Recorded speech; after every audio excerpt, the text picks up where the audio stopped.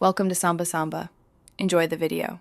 You start now, unlock the iPad and open Safari because recovering tabs is faster from an active session. First, make sure iCloud Safari syncing is turned on. Go to Settings, tap your name, then iCloud and toggle Safari.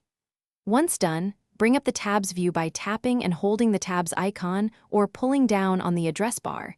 This exposes recently closed and synced tab options. Do this before attempting restores, so Safari can surface local and iCloud tab data immediately. Next, recover tabs from Safari's local history. Press and hold the plus icon at the top of the tab view.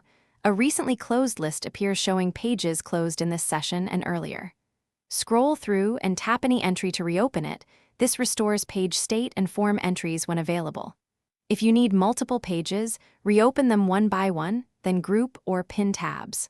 Also, use gestures like two-finger swipe or long press links to manage reopened pages efficiently while keeping the session organized.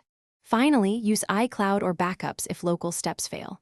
Force a sync by toggling Safari off and on in iCloud settings. Open Safari after sync to look for iCloud tabs in the tab overview, which shows tabs open on other devices.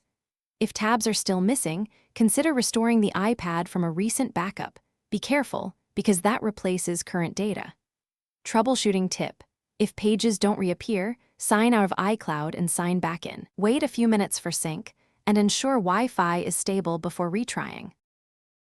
Thanks for watching. Consider subscribing if we helped you.